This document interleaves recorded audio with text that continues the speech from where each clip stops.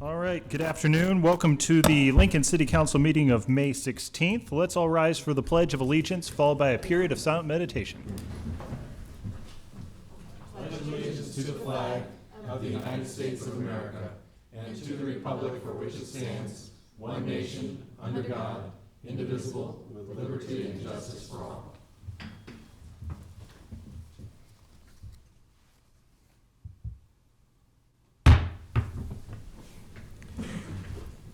In accordance with LB 898, a copy of the Open Meetings Act is posted at the back of the chamber. The order of business of the City Council is as follows. The clerk will call the items listed on the agenda under public hearing. Anyone wishing to speak on an item should come forward after the clerk reads that item. The applicant and those in favor should speak first, then those opposed. The applicant may then make one short rebuttal.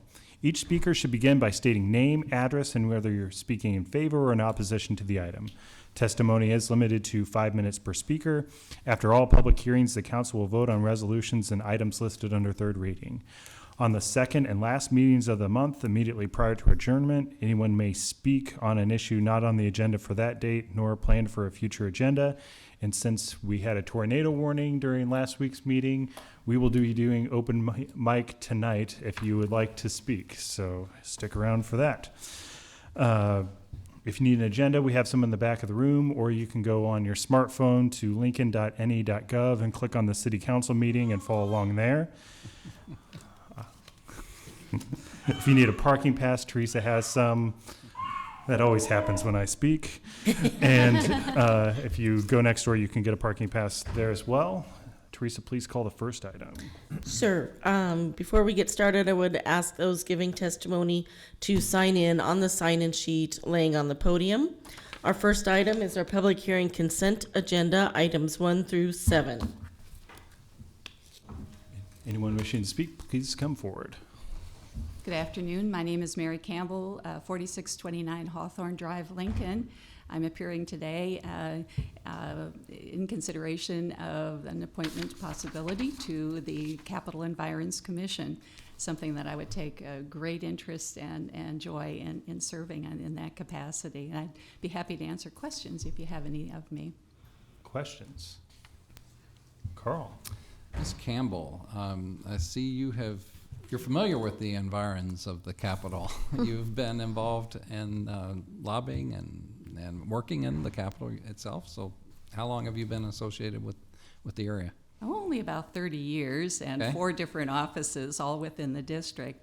After law school, I went to the Capitol as a staffer for the legislature, and then graduated into, some would maybe say it was a step backward, I would say very much a step forward into lobbying, and did that in 2 law offices downtown, and then in my own lobbying office directly across from the Capitol. So I know the environs well and love the building, have a great respect for it, and fully understand the need to find that sweet spot of Capitol and its neighbors, and look forward to those issues and trying to puzzle through them. Very good. Thank you. Any other questions? All right. Thank you very much. Anyone else wishing to speak on these items, please come forward. Next item, please. All right, if not, we can vote on these items. Item 1 was introduced by Gaylor Baird. So moved. Second? Seconded by Jane. Discussion? All right, call the roll, please. Lamb, Yes. Raybold, Yes. Camp, Yes. Christensen, Yes. Eskridge, Yes. Fellers, Yes. Gaylor Baird. Yes. Motion carried 7-0. Next then are our liquor applications. Items 8 and 9, application of Lulu's Lounge for a Class C liquor license at 5250 Cornhusker Highway, as well as the related manager application of Lindy Schulte. Just come forward. Would you raise your right hand? Do you solemnly swear or affirm the testimony you're about to give is the truth as you verily believe it to be? Yes. Thank you. Just state your name and address. Lindy Schulte, 8311 Wendell Way, Lincoln, Nebraska, 68516. All right. Tell us about your application. Put in an application to open a bar here in Lincoln. I'm just trying to get it approved. Okay. Questions? Roy. A particular concern on your application are convictions for alcohol-related offenses. That's really of a concern for somebody who wants to operate a bar, and also providing false information to a police officer. Would you comment on that record? Both of the DUIs happened within 2 weeks of each other, and they happened, I believe it was 6 years ago. Since then, I've quit drinking, been to treatment, currently still in therapy, just for own personal problems. And falsifying information to an officer, alcohol had a lot to play with that. You do realize that because of those offenses, that this automatically goes to the State Liquor Commission? Correct. Okay. All right, other questions? Jane? Have you had any experience managing or operating a bar? Not a bar, but I've managed and operated a cleaning company for 8 years. Okay, thank you. Carl? Yeah, Ms. Schulte, the prior owner of this bar, who was that? Paul Holt, Okay, and do you know Mr. Holt? I've only known him for about 4 or 5 months. Okay. Is there any business connection with you and Mr. Holt and in your venture? I leased the bar, and then I also cleaned for him for his hotel, because he said there was a lot of activity going on there. He needed it cleaned up with somebody that had management skills to do so. Okay. Yeah, thank you. All right, any other questions? All right, thank you very much. All right, anyone else wishing to speak to these items, please come forward. All right. Next item, please. All right, next is item 10, manager application of Ryan Redinger for Brothers Bar and Grill at 1339 O Street. Hi, Ryan, would you raise your right hand? Do you solemnly swear or affirm the testimony you're about to give is the truth as you verily believe it to be? I do. Thank you. Just state your name and address. Ryan Redinger, 8245 Northwoods Drive, apartment 211, Lincoln, Nebraska. All right, and talk us through your application here. Moved here the end of November. I actually have worked for the Brothers in Iowa City. There's multiple franchises around the Midwest. For the past, it'll be 5 years coming up here at the beginning of June. I've been a supervisor for at least the past 2 years, I believe, and also the assistant general manager in Iowa City for 6 months before I moved here, taking over the GM spot at the end of November. I've been trying to get everything put together so we can get everything cleared out. All right, questions? Carl? Yes, Mr. Redinger, compare Brothers in Iowa City to Brothers on 14th and O. It is comparably quite the same. It's a college town, college bar. There's always just the random, like, people come in, it's busy. It's not necessarily college kids per se at our bar anymore. Trying to get that back going so we have a busier bar. But I mean, it's college town, so they're likewise the same. Here's a little bit different. I mean, every bar is gonna be different, but I mean they're relatively the same. Okay. There have been some issues in the past with Brothers, and just in terms of the numbers of overserved people and underage people on a rare occasion. So tell us about the steps that you will take as manager to prevent those kinds of... So we have, being that corporate franchise bar, we actually have training manuals that are handed out to every employee that go over everything that needs to be done. And they do have a period of a week. They have to work 7 shifts of training. So they aren't actually working per se right at the front door. Like if they're checking IDs, they're standing next to someone else that has been checking IDs before. And so it's kind of a training process of walking through with everybody. Each person kind of gets their buddy system or whatever you want to call it and learn from them how to do the things and all the manuals they have to go over and sign off on and all that stuff. Thank you. All right, any other questions? Thank you, sir. Anyone else wishing to speak to this item, please come forward. All right, next item, please. All right, next is item 11, the manager application of Curdy Trevetti for Holiday Inn Express and Suites, Lincoln Airport at 1101 West Commerce Way. We did receive a request of the applicant to continue public hearing for 1 week to May 23rd. All right, anyone wishing to speak to this item?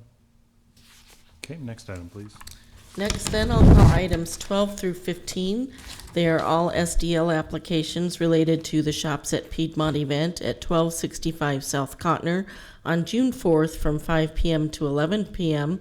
They are for Aspire Cellars, LLC, doing business as Cellar 426 Winery, Myretta Vineyards and Winery, James Arthur Vineyards, and Whiskey Run Creek Vineyard and Winery.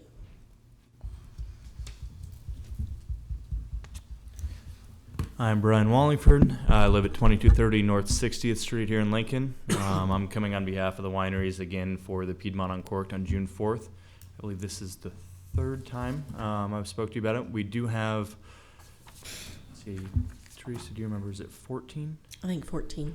We have 14 local wineries from here in Nebraska. Everything we're doing is focused on local. We have 3 local food shops. We have a lot of little vendors that are all local from Lincoln, from Omaha. I believe the only one that is not is there's a chocolatier coming from Council Bluffs, and that's as far away as it gets for us. We do have, like I said, everything set up, the tent area. I have the tent permit already approved, and these are the last 3 of the wineries. Questions? All right, thank you very much. Thank you. Wishing to speak to this item, please come forward. Mr. Chair, I would like to make a motion for denial of 8 and 9. Second. Seconded by Roy. Discussion? Well, I think this is important to do for 2 facts. I'm very uncomfortable with the application to begin with, and also it is mandatorily going to the State Liquor Control Commission for a full hearing. I think it's appropriate that we deny it. Other comments? Questions? All right. Call the roll on the denial. Lamb, Yes. Raybold, Yes. Camp, Yes. Christensen, Yes. Eskridge, Yes. Fellers, Yes. Gaylor Baird. Yes. Motion carried 7-0. And Mr. Chair, I would move approval of item 10 and items 12 through 15. Second? Seconded by Jane. Discussion? Okay, call the roll, please. Lamb, Yes. Raybold, Yes. Camp, Yes. Christensen, Yes. Eskridge, Fellers, Yes. Gaylor Baird. Yes. Motion carried 7-0.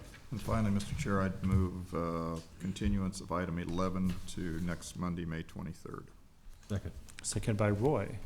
Discussion?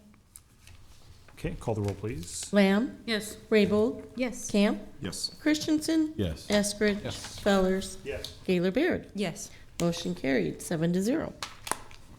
Next then are public hearing resolutions. Item 16 is approving a contract between the city and the Capital Humane Society for animal shelter services for a 4-year term beginning September 1st, 2016 through August 31st, 2020, with the option to renew for 1 additional 4-year term. Thank you, Teresa. Judy Halstead, Lincoln Lancaster County Health Department.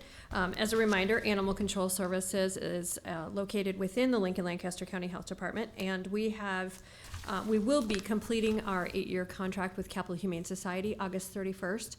We started our negotiations on this contract a little earlier this year because, as you know, we're going into a biennial budget, and I'd hoped to have this contract resolved prior to submitting our budget. So didn't quite make it, but the good news is our current contract with Capital Humane Society is just a little over $524,000 a year. The agreement that you have in front of you after negotiations, I want to thank Bob Walla and Bob Downey for working together, the 3 of us, on trying to negotiate a little different from what they bid as far as their contract. But happily will tell you that the contract beginning in the 16-17 year is $483,434, which is about a little over $40,000 less than we're paying this current year.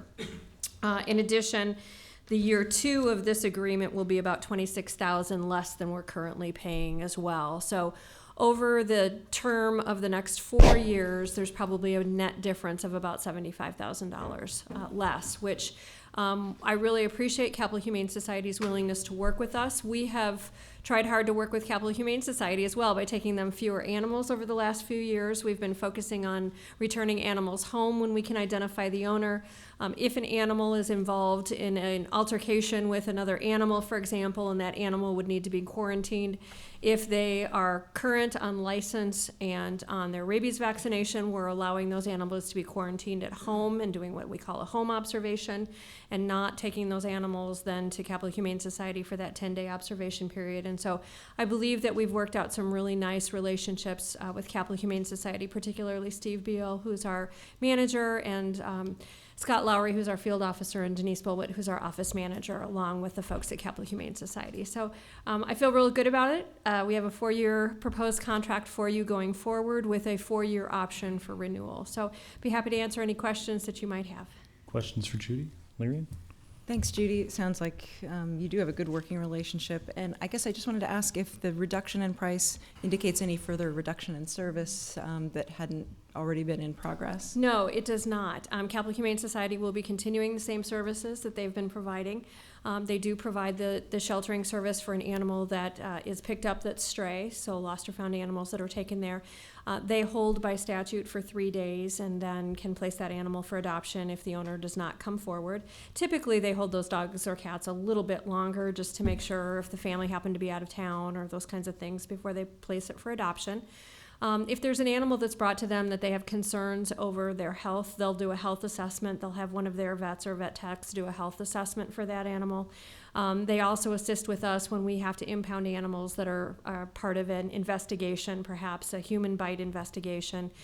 They also work if there are stray animals that have been bitten by residents of Lincoln that need to be observed or need to assist with rabies testing in Kansas State. Their vet helps us with those as well. So all of those services stay the same that they have been previously offering to us. But I think we were able to negotiate a little bit based on volume work that we've done and their willingness to reduce what we're currently paying them. So, thank you. Yep.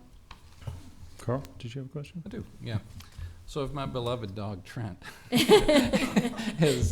gets out when I'm on vacation or something, and he's taken care of for a week, and I come home, then do I pay for that cost, or how does that work? You do pay Capital Humane Society for that cost, and then those fees typically Capital Humane Society has deducted off of their bill for that month if they've been paid. So we do have an arrangement with them to take care of that. And in addition, if the animal wasn't licensed, Capital Humane Society will make sure that Trent is licensed before he leaves. No.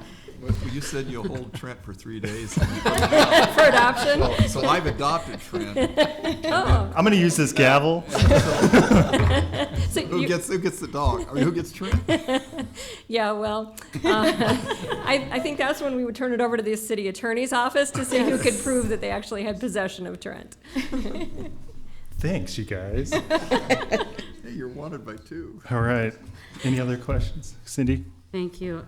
Okay, so we have the benefit of this fact sheet, and I don't know if the citizens have that in front of them, but you had mentioned the costs involved for the fiscal year 2016-17 and 17-18, and I see on here that the 18-19 and 19-20 are those years of compensation are capped at 3% increase of the previous years, correct? Correct. That's correct. And so the cost of the total project that's involved in this fact sheet includes the estimate of those 2 years at the 3% cap? Up to the 4% cap. That is correct. That gets the $2,022,507. Okay, I see a 3% cap. Oh, I apologize. I misspoke. Okay. I misspoke. It includes the 3% for those 2 out years. Okay, thank you. Up to the maximum of $2 million. And the way that works in years 3 and 4 of this particular agreement is that Capital Humane Society will present to us their actual increases over the previous year, and we'll negotiate that up to 3% cap. Okay, thank you. Yep. Other questions? What's the funding source for this? Part of it is general fund dollars, Okay. and then depending on where we come on our user fees. The majority of our user fees are spent on animal control in that particular program. But general fund dollars do help to fund this contract. And then, were there any other bidders, like when you put this out? There were no other bidders. Okay. This time around, we did not have any other bidders for this. They're pretty much the only game in town for, And currently, they're the only ones that have capacity to take, we're talking a little over 3,000 animals that come to them that we pick up, so 3,000 animals? 3,000. Lincoln's growing, so that number, even though we've been pretty stable at that 3,000, Lincoln's growing, and so that means our pet population is growing as well. Okay. Any other questions? All right, thanks, Judy. You bet, thank you. Anyone else wishing to speak to this item, please come forward. All right, next item, please. All right, next is item 17, accepting the report of new and pending claims against the city and approving disposition of claims set forth for the period of April 16th through the 30th, 2016. Anyone here to speak to a claim?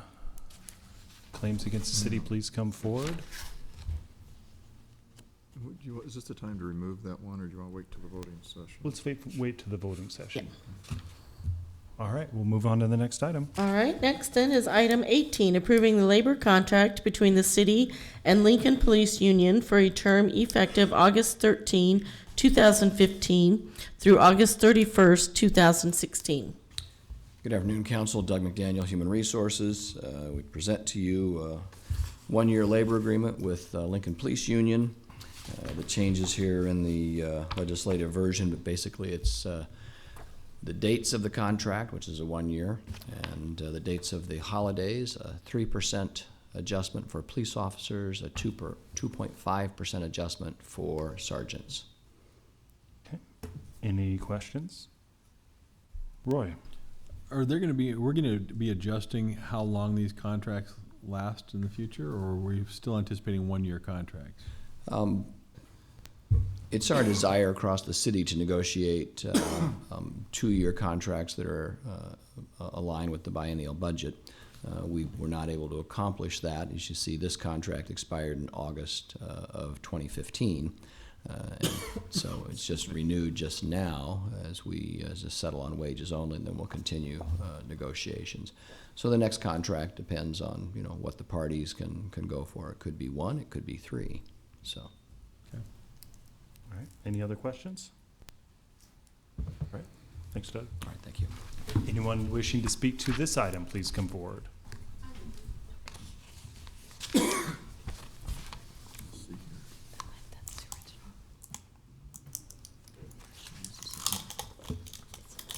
Terry Pope Gonzalez, 349 South First Street.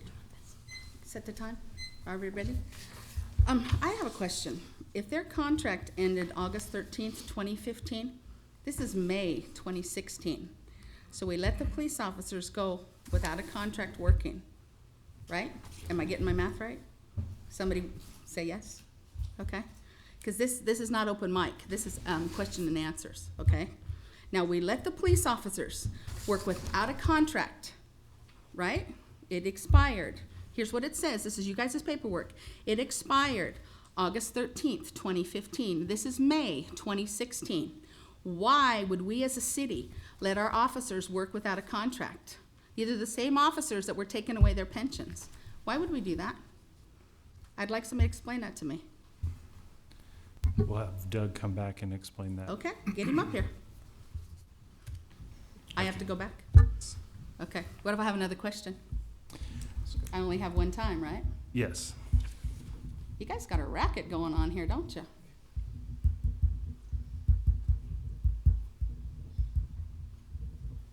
He can come up, I won't bite, I promise. While he's coming up to Ms. Pope Gonzalez, I think this will be retroactive to last. Okay, but you still let him work this whole time without a contract. Would you guys work without a contract? Doug? Council, as I understand the question, under the rules of the state of Nebraska, the Commission on Industrial Relations, there's a status quo order. When a contract has not been ratified by the expiration date, that status quo order stays in place for up to 1 year. So basically why we're renegotiating those rates, that previous contract That's is correct. enforced, and any adjustments that are made after the new contract comes forward. That's correct. Okay. Yeah. Carl? Doug, she also made a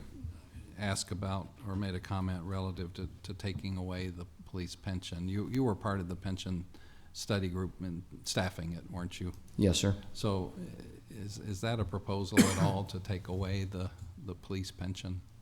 It'd be inappropriate for me to talk about any proposals. There's nothing within this contract that talks about anything related to the police and fire pension. Okay, thank you.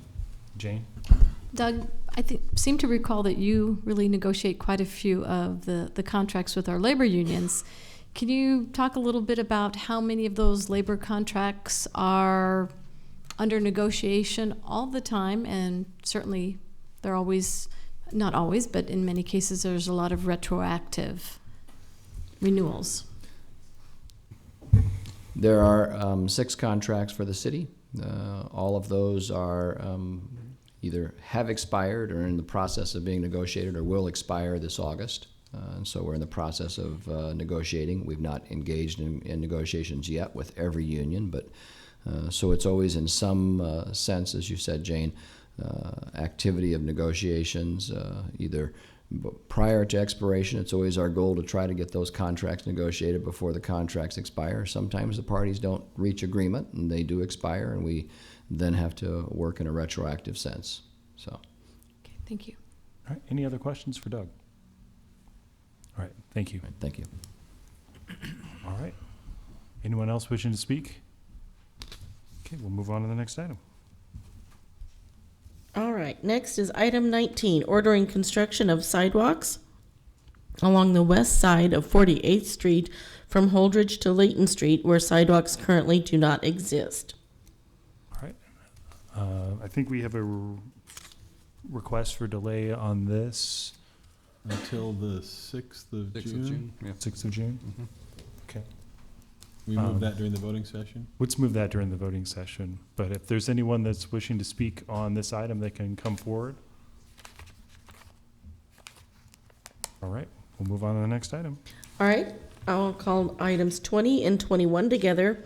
They're approving an agreement between the city on behalf of the Parks and Rec Department and the Lincoln Parks Foundation to provide funding for the Woods Park Tennis Center renovation project and the associated endowment, and amending the funding shown for Parks and Rec CIP Project 409417, Woods Park Tennis Center, by allocating an additional $1,250,000 of previously appropriated but unallocated Keno funds, and changing and increasing the appropriation from $4.6 million of capital campaign donations identified as other funds to $4,628,370 for the Woods Park Tennis Center project. Good afternoon, Lynn Jones with Lincoln Parks and Recreation, and I am joined by Christy Dianasopoulos, who is the Executive Director of the Lincoln Parks Foundation. And we are here to update you on a couple of things. I'm going to start, though, by providing you with a letter that was acted on and approved by the Parks and Recreation Advisory Board during their meeting last Thursday, May 12th. And this letter indicates their support for the project, indicates that they are urging you to approve the funding for this project, and also states that as they have reviewed our 10-year facilities plan, one of the things that we asked them to do is to review and prioritize potential future capital campaigns. And they have identified, actually both in the 2013 and now the 2015 update of our 10-year facilities plan, the Woods Park Tennis Center renovation project as being the #1 priority for capital projects. I'm going to hand these to Teresa so they can be distributed. Two actions before you this afternoon. One of them is a revised funding agreement between the city and the Lincoln Parks Foundation. And the amount of the remaining city contribution has been reduced to $975,000. And the agreement has been amended in a couple of places to reflect that. One is that Section 1 has been amended to indicate that the city will be actively involved in fundraising $275,000.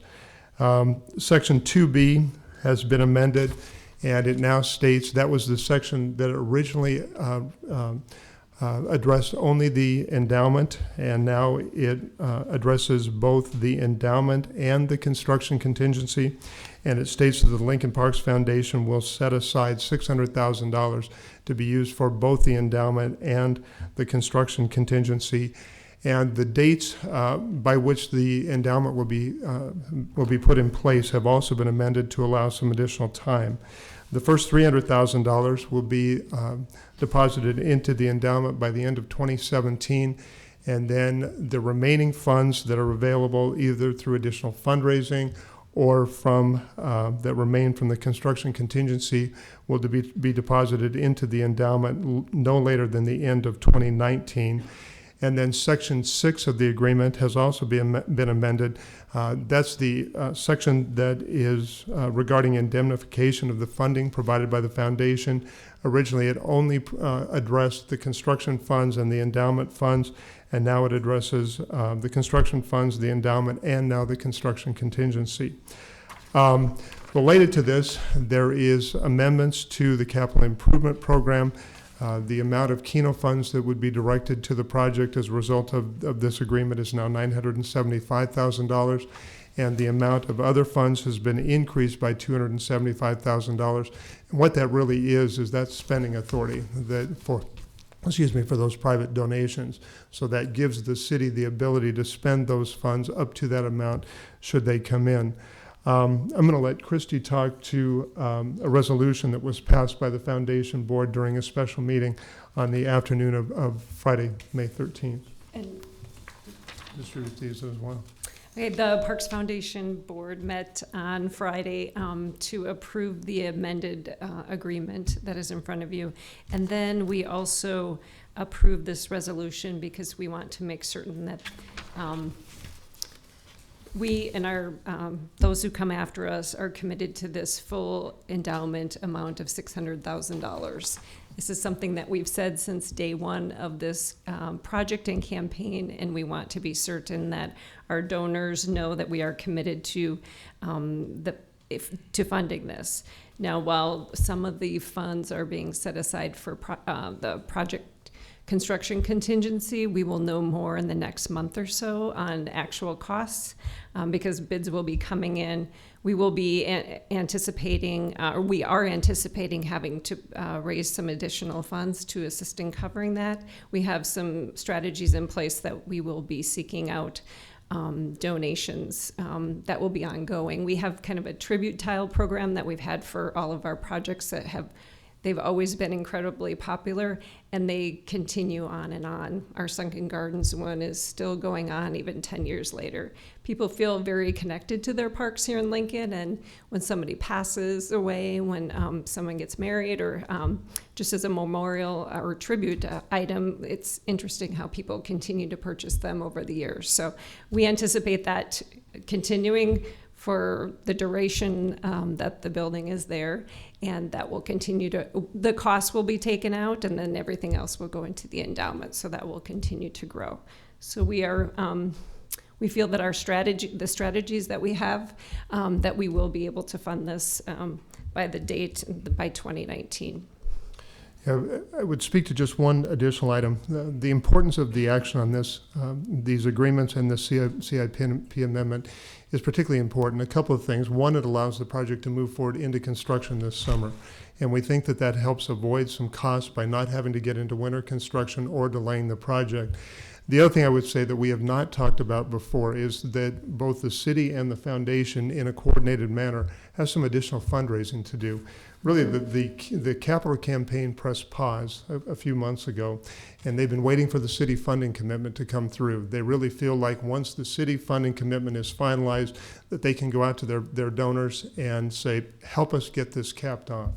And so that's really where we're at today. We're at the point in the project that we really are hoping to get the city funding commitment finalized so that we can remarshal the capital campaign committee and get them active in getting this campaign across the final finish line and get ground broken on this project this summer. And then we'll have a Pop the Bubble event coming up soon after that. So, questions? John, then Larry. Well, the The lawyer in me always has the what-if questions. So we talked about this December 2019 deadline to get the, what if the money isn't raised? Well, also in our resolution, it states that we will not pay out any funds from the endowment until it does reach $600,000. So in the meantime, it will be growing. And that is, of course, a what if based on the the investments and whatnot, but we will not then pay out until that reaches $600,000, which right now we pay out on our endowments 4.5% a year. So what's the dollar amount you're paying out per year currently? Well, this endowment isn't established. If on all of our endowments, we have a payout of 4.5% a year that we set aside into kind of a temporarily restricted fund that is available for that project. If it's not used, it stays in there and continues to grow for the day when it is needed. But when you clear the air, and I don't mean to beat a dead horse here, but it's really, even if you didn't take out of the endowment, and granted, it's a new facility, so Right. hopefully you don't have anything. I know later you want to add some portions to it as well. But if something did come up, even though it's a fairly new structure, you're saying you wouldn't do it, or where does that come from? That's something that we would have to figure out. If we're saying that from the endowment, it would not come from that, so that until it gets to 600,000, we won't pay that out. And we may end up having to do some additional fundraising. And again, I apologize for the what-if question. Is Parks and Rec going to make that up? The intent is that Parks and Recreation not make that up, John. As Christie said, that if there is something that comes up on this brand-new building, it really will be, we'll be working with the Friends of Woods Tennis as the operators of the facility and actually the group that is responsible for the long-term management of that facility to come up with those funds. And as Christie said, it probably would be a partnership between the Parks Foundation. Obviously, the department would help out in support, but it's going to take private funds at this point to make any repairs that are needed until we get that endowment fully funded. Yeah, thank you. Larry? Well, my question was similar to John's. It was basically that if you don't touch that endowment until it reaches 600,000, and that takes several years, do you anticipate having maintenance, repair, and replacement needs before that time is over? Can you speak to the likelihood of those expenses becoming a reality? And then also a second part of the question has to do with the construction season. We can come back to that. Absolutely. Yeah, this is essentially a very large metal building. It's about an acre in size. It has a concrete floor. It has some very basic restrooms. It does have a mechanical system. Probably the thing that is going to probably need maintenance the soonest is going to be the mechanical system. The thing that probably is after that may be the court resurfacing. One of the things that we will do, assuming that this gets approved, is there needs to be some further conversation with Friends of Woods Tennis. They're likely to realize some cost savings because of the cost efficiency of the new HVAC system. They will be able to direct those funds they've talked about trying to direct it to staffing to help to provide some additional kind of sustainability for their staffing. I think that we'll probably talk with them and encourage them to think about setting aside some funds that can be a contingency fund in case something comes up. But I would say, knock on wood, these systems should be at least 10 to 15 years out before we have any significant expenses in operation of this building. Okay, and then related to the construction season, what are the costs that you anticipate if you don't receive this funding and end up having to wait and proceed with the project at a later time, not this summer? That is a great question, and I'm not sure that we can totally quantify it, but some things that we know, that if we get into the situation where we have to start doing winter concrete work and we have to buy winter concrete and we have to start blanketing concrete and we have to start heating areas, that's going to increase our cost. If we had to wait an entire year to start construction, we know that the cost of materials and the cost of labor goes up probably at least 3%. So we are trying to avoid that. I don't want any of us to feel like we're backed into a corner at this point, but we did lay out the schedule in this project anticipating that this agreement would be approved sometime in May. The big metal building, the pre-engineered metal building, has been bid at this point. We did get favorable bids on that. Those bids have a 30-day expiration period on them, and we're about 15 days into that at this point.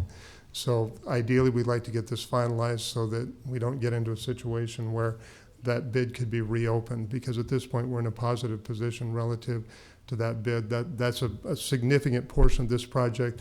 The next big portion of this project is going to be the earthwork contract and the site grading, site utilities contract, and that'll be the next thing that is bid. And hopefully we continue to see favorable bids on the work. Because one of the ambiguous parts of this for us is the construction costs and those final numbers, I had some back and forth with J.J. Yost about how realistic he thinks the estimates are, and he mentioned that this project is different than others and that you're using a construction manager at risk model. Can you explain that and how that may play into the numbers and their maybe likelihood of being more on target? Yeah, I would be happy to. And actually, this has been kind of a unique project because of that. Our typical process is to engage an architect-engineer team, have them design the project, have them give us cost estimates throughout that process. We know where they think the cost is going to be, and then we go out for a bid. And right now in Lincoln, the bidding climate is very, very challenging, to be perfectly honest, and things have come in higher than anticipated. This project, because it is so tight, we wanted to make sure that we were in a situation where we had the contractor who's working on the project working side by side with the design firm, reviewing the costs, helping us look for cost savings, and also asking them to do the cost estimating. So they're actually reaching out to the subs that they normally work with, and we think that we've got very good and hopefully conservative, but very good cost estimates at this point. And it's because of that construction manager at-risk model that we have the contractor sitting at the table with all of us as we're working through the design process and trying to make sure that, one, that we hit that final number, but two, that we're finding as many efficiencies in this project as we possibly can to have it come in as inexpensively as possible. Thank you. Other questions? John, follow up? Just clarification too on the endowments. My understanding is that's really more for capital or large repair expense items that you've got budgeted ongoing daily maintenance, so that really that's going to be handled. And I suppose it would be something like resurfacing the courts, or if you had an HVAC system. Yeah, the foundation with each one of their funds, endowment funds, has a fund statement that identifies what the funds can be used for. We cooperate in developing those.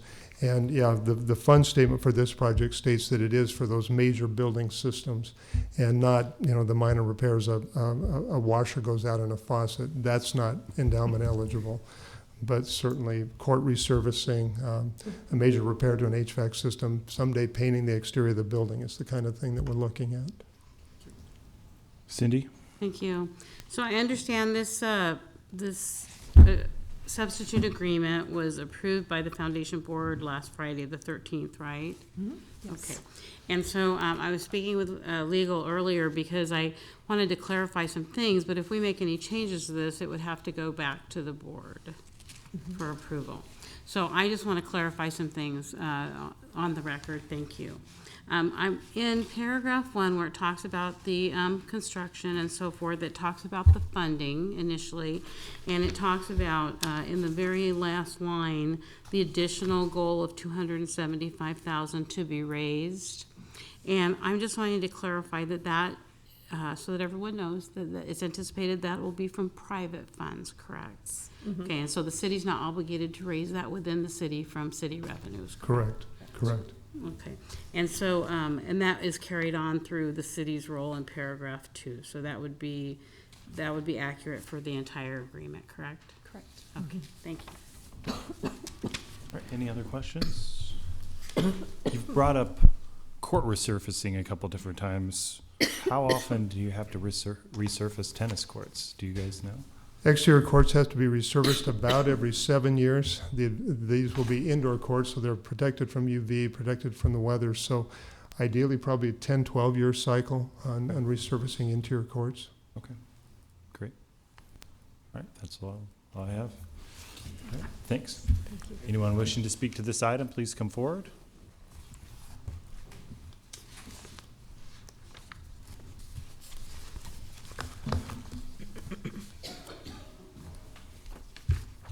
Good afternoon. My name is Tim Hrues. I'm appearing today on behalf of the Lincoln Independent Business Association.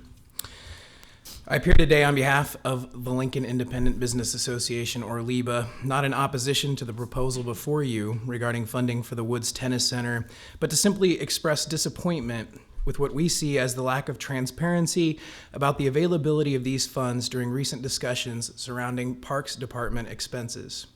Just a few months ago, city officials asked this council to submit to the voters a request for authorization to borrow with interest $2 million to address budget needs related to the pending infestation of the emerald ash borer. At an expected cost of nearly $30 million over the next 15 years, city officials have repeatedly warned that the Parks and Rec Department must be prepared to manage this threat to avoid crippling expenses and potential legal liability. Now, having realized the availability of $1.25 million in unexpected Keno revenues earmarked for parks, the city has determined the highest and best use of these funds is to invest in new construction at the Woods Tennis Center. While LIBA understands that these Keno dollars may not necessarily be the answer to our city's impending emerald ash borer problem, we are disappointed that the availability of this money was not even considered during the broader discussion about how to manage the emerald ash borer. LIBA believes this council should have been provided details about additional funds or additional parks dollars when considering whether to ask voters to increase the city's debt. Frankly, we find it quite concerning that Keno funding projections could come in so far off without any mention as the excess revenues became apparent. There is no doubt that city officials had some idea about the amount of Keno revenues that become available as those revenues are collected. LIBA would hope that the city finds a way to do a better job of tracking these funds as they flow into the city, rather than telling the public and the council at the 11th hour that well over $1 million in unexpected money is now available and asking them to decide quickly just how best to use it. Make no mistake, LIBA does not oppose the Woods Tennis Center project or the use of these dollars to address the facility's needs.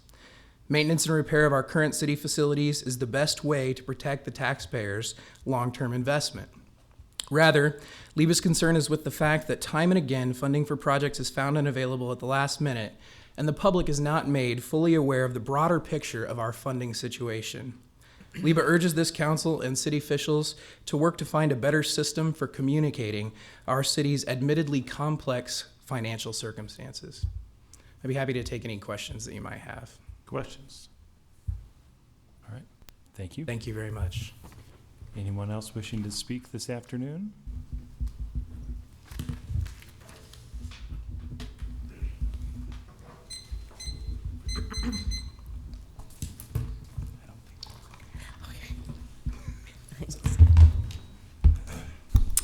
Jane Kinsey with Watchdogs of Lincoln Government.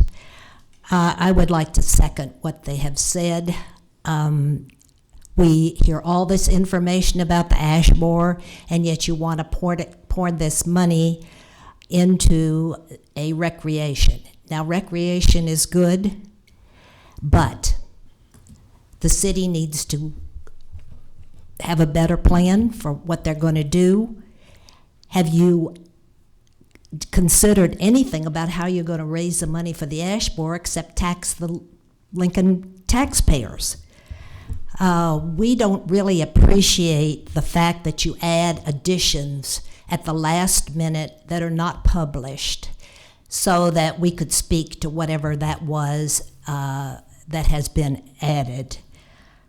I think this should go some way onto the website so that the public or those who wish to speak to it can see it. On the website for the Friends of Lincoln Woods Tennis, they state that they have raised, let's see, papers here.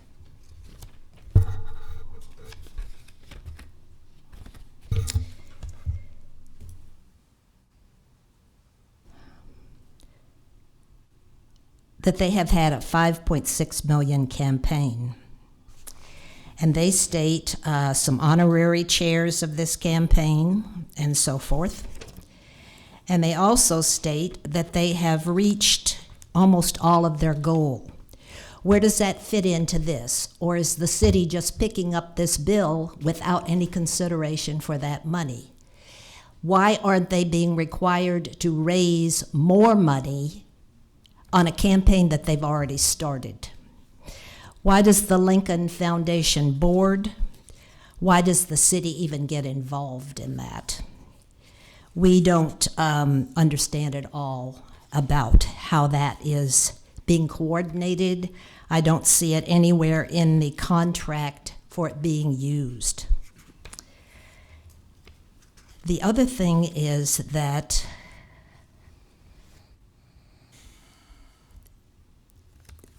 again, late funding coming up. The Lincoln Journal-Star, and even though Steve Hubka responded to that, has concern about the certificates of participation that you're using. If you intend to use that for the ash borer, then we would like for you to at least admit it or give us knowledge about that. It needs to be laid out in black and white. We're talking about the Woods Tennis Center right now. Could Yes. you keep it to that one item so we don't confuse our public hearing? Because you started talking about certificates of participation. Well, my question is, how are you going to raise that money for the other needs that you have?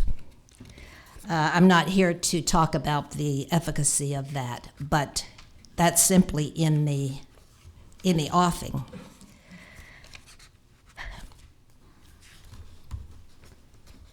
So where is the money that's already been raised? Why aren't the city, why aren't the Friends of Woods Tennis being asked to raise more money? Why is the foundation money being used for this? 1 minute.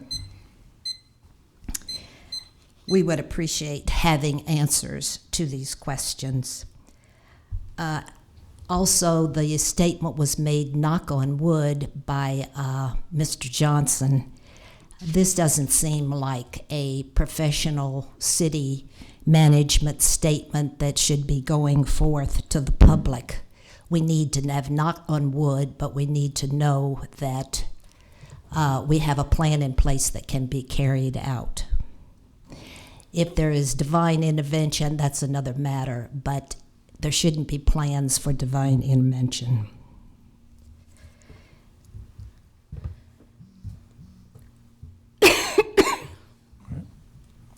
Any questions for Jane?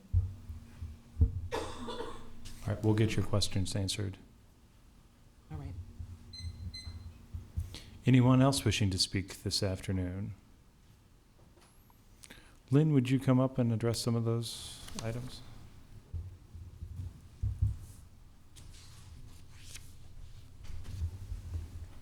Good afternoon, Lynn Johnson with Lincoln Parks and Recreation. Yeah, I think the question is, what's the relationship between the Parks and Recreation Department, the Friends of Woods Tennis, and the Lincoln Parks Foundation Board? This is a cooperative fundraising effort between the Parks and Recreation Department working with the other two private groups. The Parks and Recreation Foundation is the fiscal sponsor for this campaign, so they have helped organize the campaign. They have worked with the campaign volunteers to go out and solicit the donations. All of the donations have come to the Parks Foundation and are being held there and are specifically identified for this particular project. And so really it's a working relationship between the three entities working together cooperatively. Friends of Woods Tennis taking the lead on reaching out to the donors because they know who's interested in the Woods Park Tennis Center project. The Parks Foundation providing a level of support, campaign organization, and managing the funds. And then when the fundraising effort is finalized, then we will request the funds from the Parks Foundation.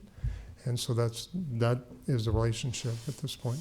So you've raised, the Parks Foundation and Friends of Woods Tennis have raised money for this project as well. And that is somewhere in the, I know it was a $5.6 million campaign, but the amount that you've raised is somewhere in the area of 4.6 It million? is, yeah. Ultimately, the total amount raised, or that is planned to be raised, most of that is in place at this point, is $4.6 million. So as we've discussed in the past, this is essentially 3 private dollars leveraging every 1 city dollar. And it's actually that percentage with this reduction in city funding, it's actually a little greater than 3 to 1 at this point. Okay. All right. Any other questions for Lynn? It's in the foundation? It is, yeah. The funds are being held and managed by the foundation at this point. You have an attorney lurking behind you. Rick, did you need to say something? I was just going to reiterate what Lynn just basically at the end said, is that then the next agenda item, I think there's going to be a motion to amend to reduce the city Keno dollars by $275,000. So the city investment is going to be less than it was anticipated to be, and that those additional dollars are to be raised by private donations.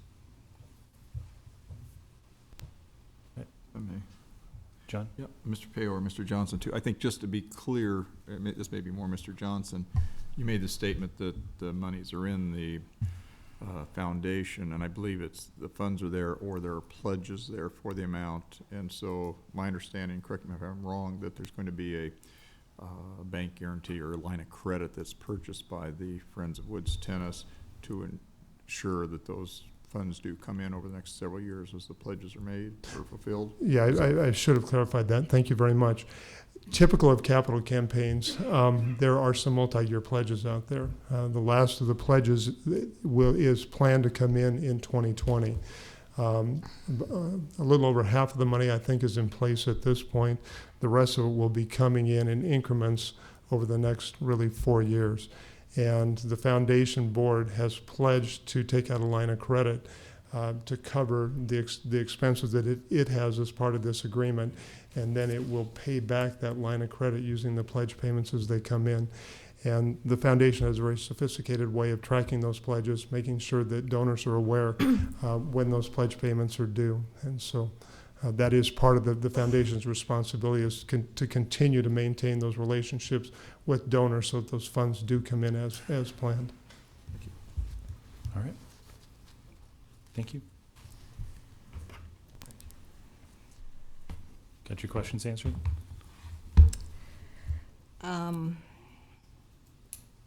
I guess all I can say is that we're not against this proposal. We just have questions about the way it's being handled. What if happens, what happens if you don't get the money and it's already built? Who picks up the bill? Probably city taxpayers, right? The way it's set up in this is that this is what we're contributing to building the tennis center, this $975,000, and anything additional is going to be raised by the foundation to make up for the endowment that goes for maintenance. So for us, this $975,000 is what that's what we're contributing to get the building built. Okay. Mr. Chairman, just for full clarity, we've already pledged from the city $460,000. Yes. So this is an additional $975,000. Yes. But the Friends of Woods and so forth had asked recently for $1.25 million. So this has been backed off $275,000. So if you had $975 and $460, that's the total city amount going into this project. So I just want to be clear with everything so you understand. So you're saying that you have lowered the city's obligation, is that correct? Well, yes, that's going to come out as an amendment here in a moment. Great, we appreciate it. Thank you. Anyone else wishing to speak to this item, please come forward. All right, we'll move on to the next item. All right, next I will call items 22 through 25. These are all ordinances, second reading. They are approving the establishment of the Downtown Core Management Business Improvement District, the Downtown Management Business Improvement District, and approving the disestablishment of the West Haymarket Downtown Core Management Business Improvement District and the disestablishment of the West Haymarket Downtown Management Business Improvement District. All right. Please come forward. Rick Payo from City Law Department. Our office was the drafter of the ordinance that's been in front of you and the fact sheet and request for ordinance. This request was made based on the recommendation that came from the Downtown Lincoln BID board that this body here created back in December of 2015. There's 4 ordinances before you, 2 dealing with the Downtown Business Improvement District for 2 types of management districts. One is what we would call probably a base level of a service, and then the second is for a enhanced level of service. The enhanced level of service is deemed the core district. We've had management business districts in the downtown area of the city of Lincoln since 1989 rather. Those 2 districts were recreated in 1999 and again in 2006. In 2006, the term in that ordinance limited to a period of 10 years. So that those 2 districts will expire this August 31st, 2016. And in 2014, you also created 2 business improvement districts for management in the West Haymarket area. Neither of those 2 districts have a sunset clause, so they continue on indefinitely unless this body would disestablish them. Due to the upcoming August expiration of the existing downtown management improvement districts, you created a new business improvement district area to be looked at for creation of a new business improvement district for management purposes in downtown Lincoln. You created a business improvement advisory board to come back with recommendations. And as I said, that board has come back. And at the time that you created the downtown business area to be considered, you expanded on the boundaries broader than what was the current district for the downtown BIDs. You made it large enough to encompass both the West Haymarket area and the downtown Lincoln area.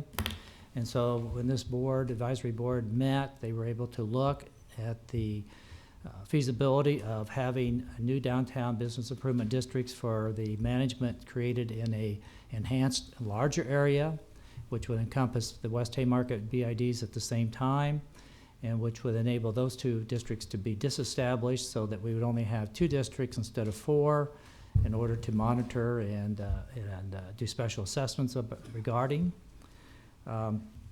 So what the board came back and recommending to you, and that's what we prepared as ordinances to create an enlarged core business improvement district for management purposes. That's the enhanced. It's an overlay district, and also a base management improvement district. And some properties are going to be in both. If you're in what we call the enhanced area, you get the base level of services. You're in that district, but you'll also have a second district that's kind of on top of it. So you'll have a second assessment for that. So people that are in the 2 districts are going to pay 2 assessments, 1 for each district. But that, like I said, has been ongoing since the 1990s that we've operated in this fashion, so it's nothing unusual. Same situation exists in the West Haymarket 2 management districts. So the purpose of the ordinances today are to just create an overall downtown management business improvement district in two capacities, one a base district and one a core district, and to get rid of the existing West Haymarket district so that we just have 2 instead of 1, instead of 4 rather. And I think this simplifies the process.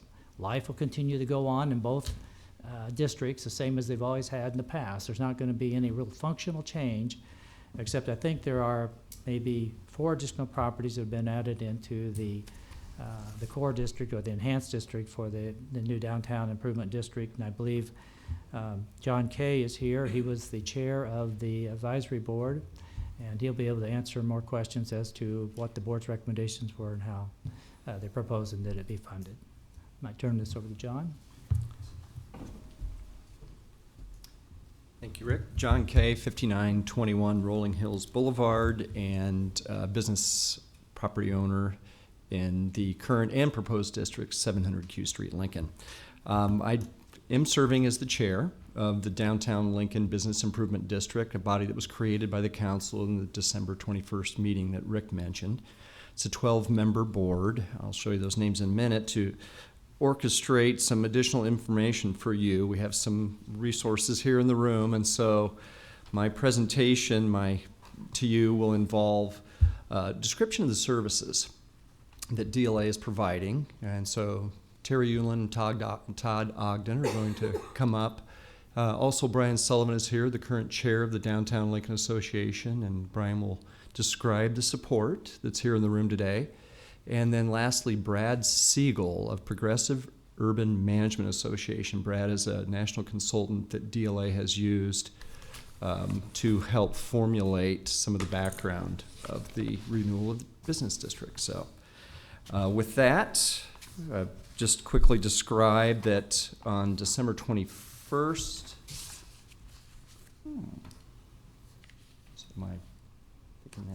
December 21st, you created the 12-member board.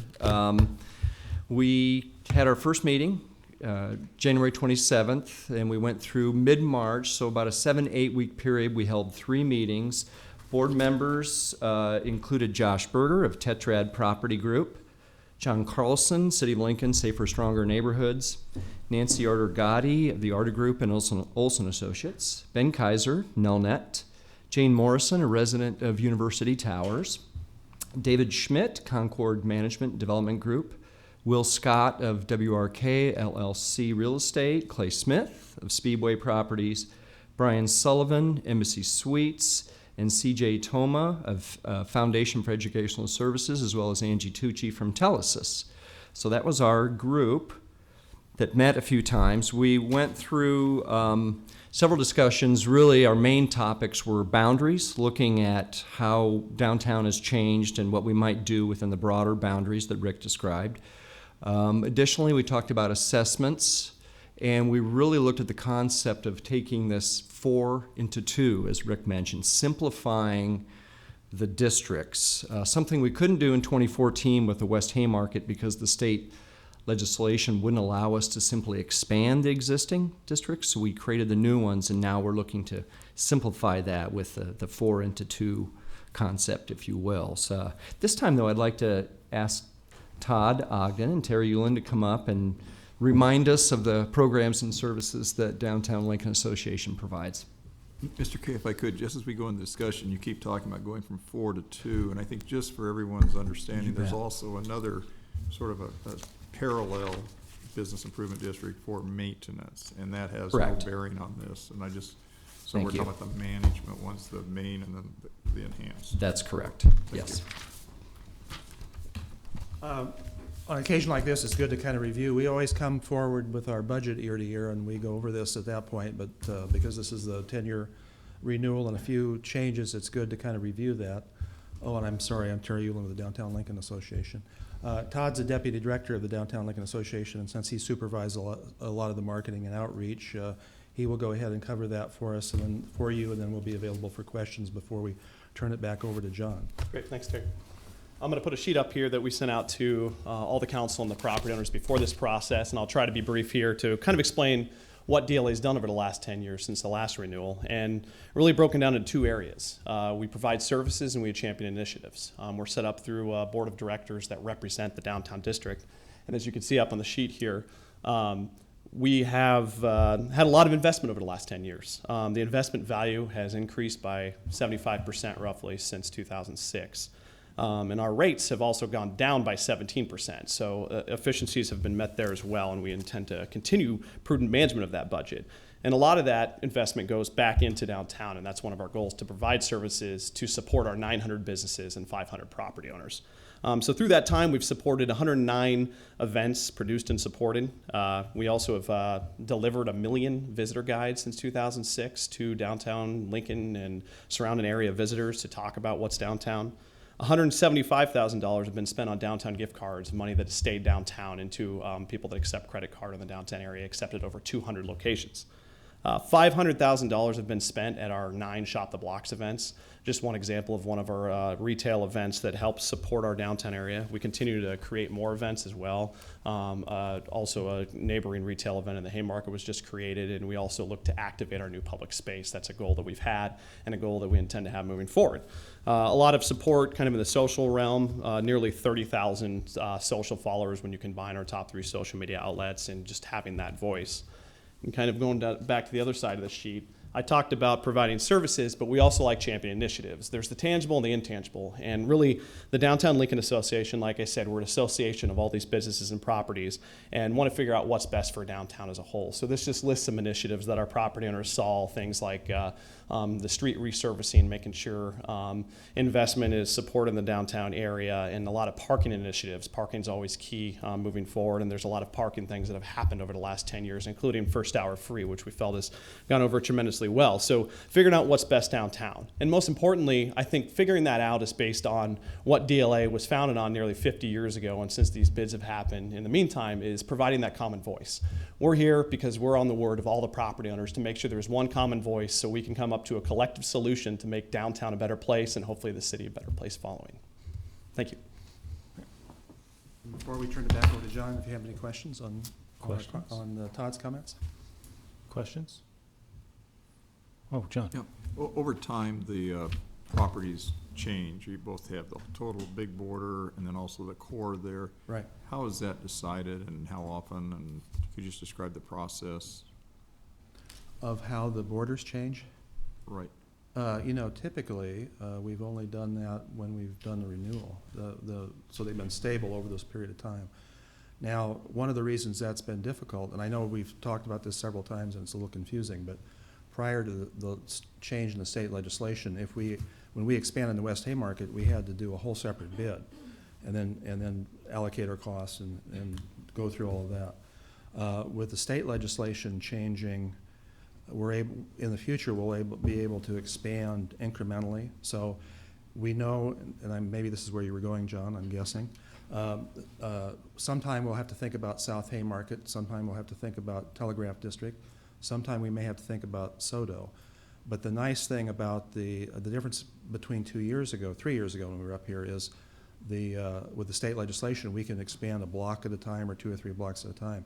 So right now, in our opinion, as we work through this border process, it's too soon to go very far into South Haymarket, but another 2 years we might consider that. Same thing with SoDo, same thing with possibly with Telegraph District. So it's the process going forward. Once we've consolidated back into just the 2 bids, it'll be much easier to expand incrementally, so we don't have to go through, we don't have to wait every 10 years to kind of deal with that. Basically, then when you do your annual renewal, you can bring to us and you maybe add a property or two. We could do it twice a year if you'd like. I'm sorry, I couldn't resist. As property owners come forward and want to be involved, we can consider that on an as-needed basis. And rather that's every year, every couple of years, that'll be sort of a different method than we've had in the past. And much, much better for the property owners and for downtown and for the administrative flow of the DLA. Thank you. Very good. So have you guys spent much time on this, getting ready for this? Yes. Do you want to speak to that? I mean, this has been a really lengthy preparation process. And Todd's got the whole timeline there if you want to show the council that.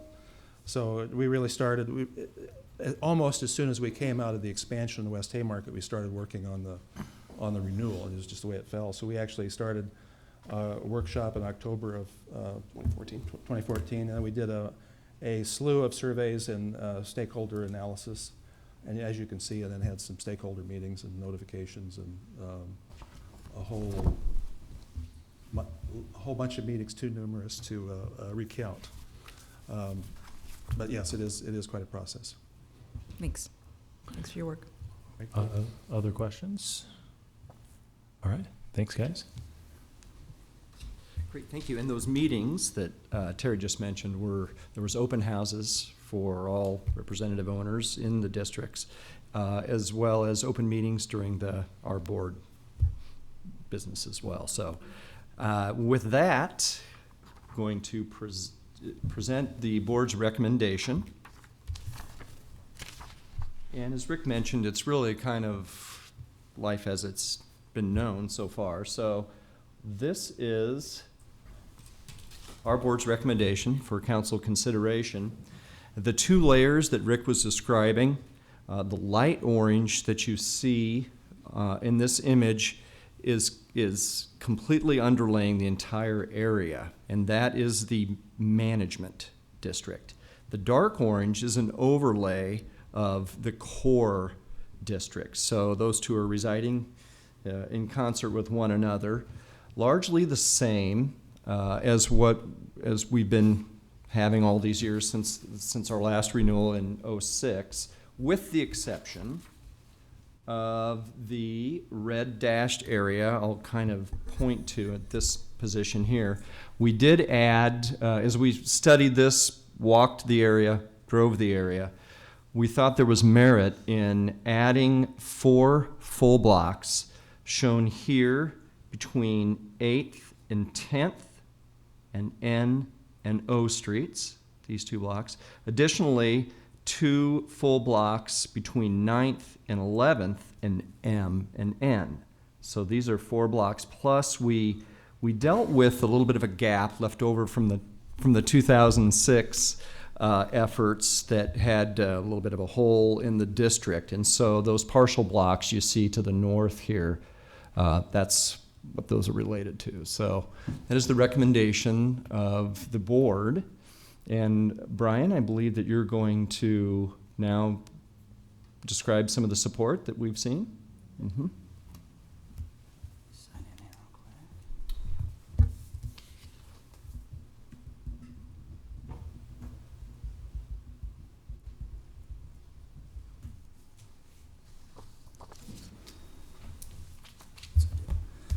Good afternoon. I'm Brian Sullivan, Embassy Suites Lincoln, and I'm current chair of the Downtown Lincoln Association Board. I'm here to testify on behalf of the board, which unanimously supported and approved the renewal of the Downtown Management Business Improvement Districts.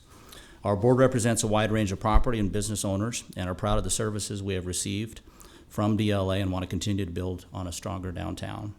We do have several other downtown constituents here to support the renewal of the Business Improvement District. I think maybe one had to vacate here, but I'd like to read their names, and if you'd please stand for me once I say your name, but just show the overall support. And on the corner we have Darrell Nauman, president of Lincoln Haymarket Development Corporation.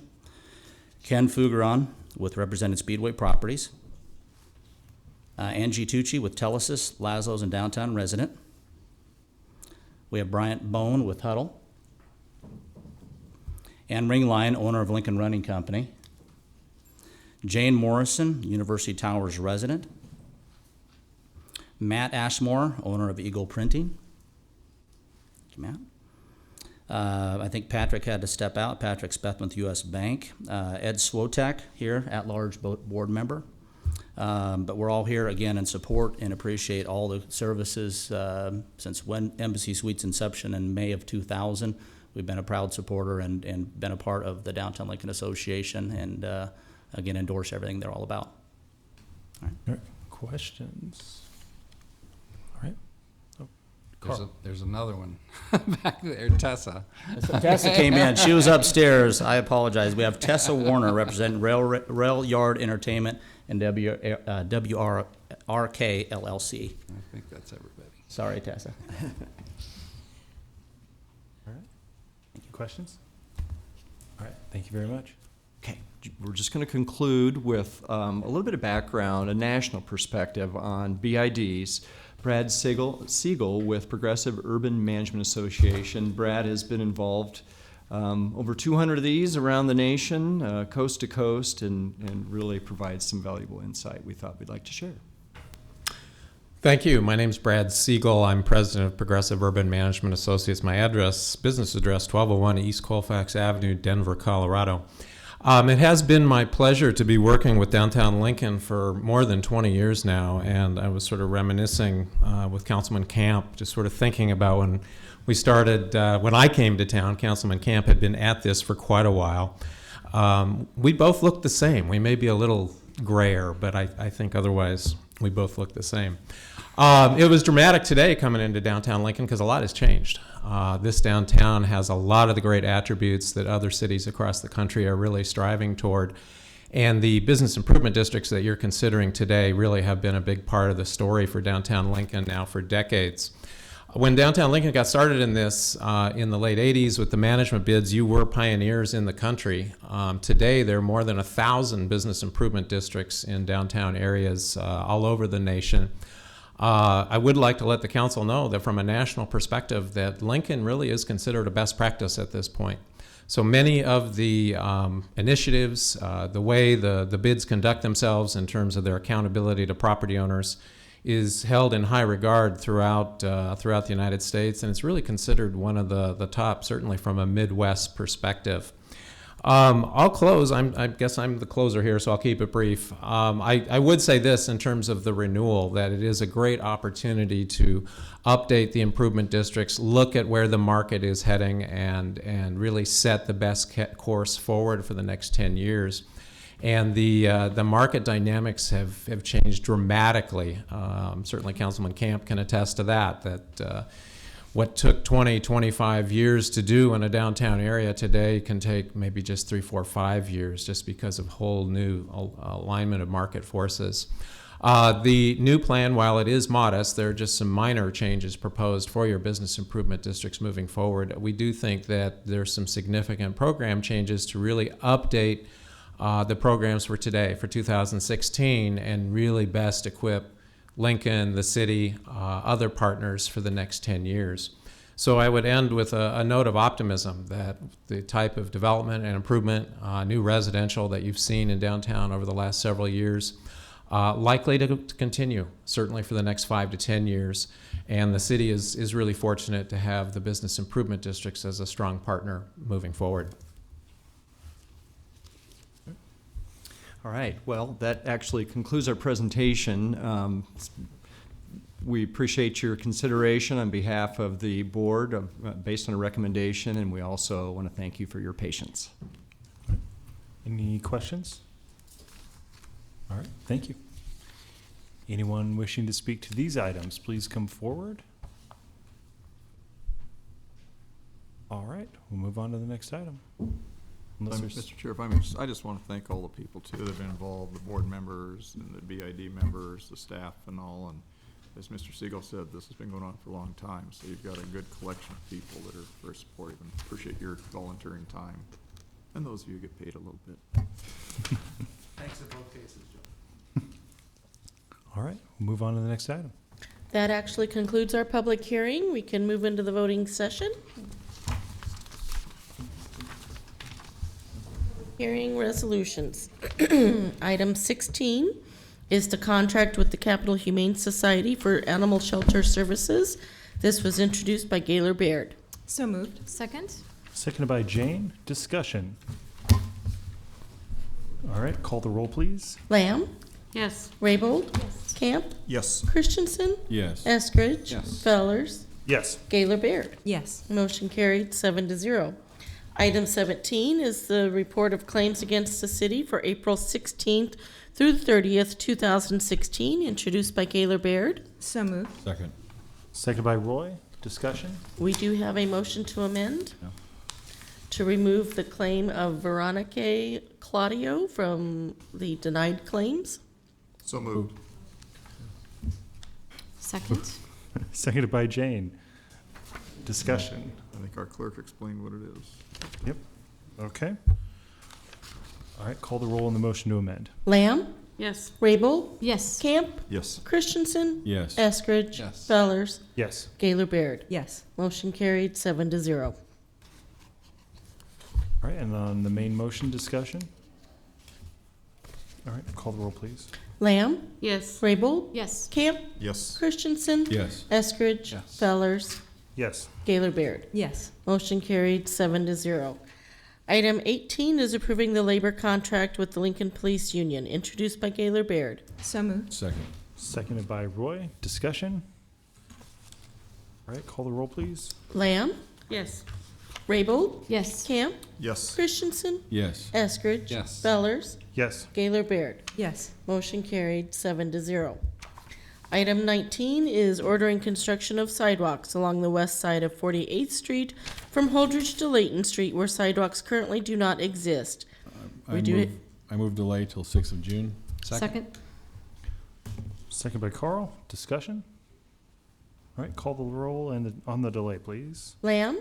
Yes. Rabel? Yes. Camp? Yes. Christensen? Yes. Eskridge? Fellers? Yes. Gaylor Baird? Yes. Motion carried 7-0. Next, item 20, approving an agreement between the city on behalf of Parks and Rec and the Lincoln Parks Foundation, introduced by Eskridge. So moved. Second. Second by Roy. Discussion. And we do have a motion to amend number 1 to accept a substitute agreement. So moved. Second. Second by Jane. Discussion on the motion to amend. Cindy. Thank you.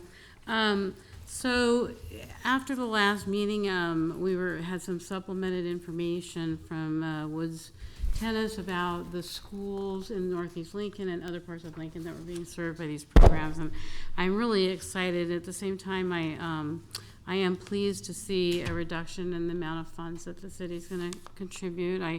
I think we have to be very careful with all tax dollars, and so I'm going to support the substitute resolution and the project in its entirety. So, Any other comments? Carl. Yeah, Woods Tennis has some really great friends, and we've heard from a lot of them, and they've also they're so supportive of the Woods Tennis program, and sing the praises of what's going on there with the great work that Kevin is doing, and that's incredible and important, and very generous themselves by raising over $4.5 million, or promises to do that. And then also today you come forward with the promise to further step up to help with the sustainability support of it. So it almost feels like the least we can do to help an important facility in our community to be able to see this go forward. So just thank you for the good and hard work that everyone's put in on this important project. Thank you. John. Yes. Everyone keeps talking about how old I am. And with the BIDs, I remember when Woods Pool opened, I was one of the first to jump off the boards, and that was before the tennis. So I guess I do go back. But no, I want to thank everybody involved, because at all standpoints, from the private sector, the foundation, the Parks Department, and my council colleagues, there's been a lot of discussion. And one of the wonderful things is I've just heard nothing but everyone wants to be supportive. And as one of my council members, colleagues said, that trying to weigh the various needs that we have in the community. But I think that the resolution that's come up and the party stepping forward, I really appreciate that. And we want to see an asset like this continue in the community, and also complement the other assets that we have in the Parks and Rec program. Roy, then Lyrian. Well, Woods Park Tennis is part of our Parks and Rec department, and the Parks and Rec department is a huge undertaking. And we have heard from the community, as mentioned before, that there are a lot of people who are willing to put their money where their mouth is in this project. It's an important project as described by the support it receives. And it's important because of the youth it impacts in our community, and it is one of the jewels in our Parks and Rec department. I wanted to thank the Lincoln Parks Foundation for their resolution that they put together on Friday that addresses one of the key concerns that we at the city had, which was about the endowment.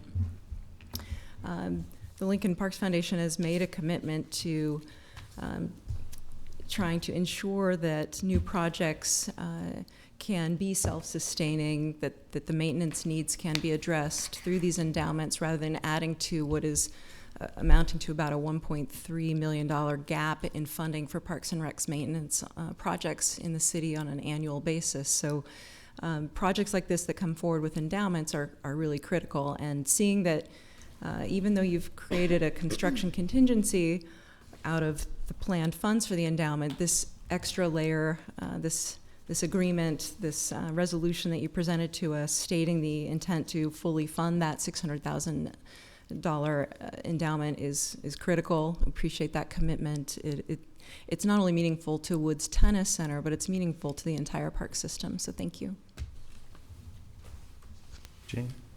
I just want to echo the gratitude of all my colleagues for the Lincoln Parks Foundation Parks and Rec Foundation, Friends of Wood Tennis, because I think you're a great example to other groups throughout the city that if you want something that's going to benefit so many in our cities, you really have to put your money where your mouth is. And so thank you so much for stepping up. And I do want to talk about the Keno funds. Sometimes Keno funds can be unpredictable. People gamble, but how can you bet on how much we're going to make from gambling? I mean, but I think our city has been very cautious and prudent, not getting overexcited about these funds. And I think it's really important to mention that these funds are a windfall. And as much as we would like to be able to track them and predict better where they're going, this is really an amazing thing that will not only benefit Parks and Rec, because the funds can only be used by statute, by law, for different departments, and those departments are Parks and Rec, Human Services, and our libraries. So not only will Parks and Rec benefit from the additional revenues generated by Keno, but our Human Services Department as well as the libraries. And so I know that they will be reinvesting in the infrastructure, in their facilities, to really make our city even better. So I want to thank you for your persistence and the patience and really the hard work of all the people at Friends of Wood Tennis for going out and really shaking those bushes and making the friends really come forward. So thank you. I want to thank the Parks Department and the foundation for working with us to bring the amount down under $1 million. There are a lot of parks needs in this community, and Woods Tennis is one of them, but working with us to make sure that we have some other funds that are left for other projects that could be done, and working with us on the dollar amount, and coming forward with resolutions supporting that and plans in place of how to do that. That makes me feel a lot better about what we're doing up here, and moves us forward as we get into budget season and can talk about the next rounds of CIP projects. So I want to thank you guys for doing that. I want to thank my colleagues for working with us on the dollar amount, the mayor's office as well for working on it as well. So I think we got a good deal going here, and let's get the bubbles down and a new building up. Call the roll, please, on the amendment. Lamb? Yes. Raybold? Yes. Camp? Yes. Christensen? Yes. Eskridge? Yes. Fellers? Yes. Gaylor Baird? Yes. Motion carried 7-0. All right, and discussion on the main motion. Okay, call the roll, please. Lamb? Yes. Raybold? Yes. Camp? Yes. Christensen? Yes. Eskridge? Yes. Fellers? Yes. Gaylor Baird? Yes. Motion carried 7-0. Item 21, the funding shown for the Woods Park Tennis Center, introduced by Eskridge. So moved. Second. Seconded by Roy. Discussion? We have a motion to amend. Yes. Offer to, Cindy?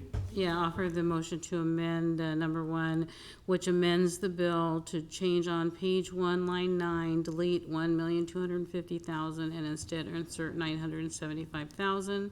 And on page 1, line 12, to delete $28,370 and insert $303,370. Page 1, line 15, also to delete the $1,250,000 and insert $975,000. And on page 1, line 19, to delete the $28,370 figure and insert $303,370. Second. Seconded by Roy. Discussion. Okay, call the roll, please, on the motion to amend. Lamb? Yes. Raybold? Yes. Camp? Yes. Christensen? Yes. Eskridge? Yes. Fellers? Yes. Gaylor Baird? Yes. Motion carried 7-0. All right, discussion on the main motion. All right, call the roll, please. Lamb? Yes. Raybold? Yes. Camp? Yes. Christensen? Yes. Eskridge? Yes. Fellers? Yes. Gaylor Baird? Yes. Motion carried 7-0. Public hearing ordinances second reading are items 22 through 25. Ordinances third reading.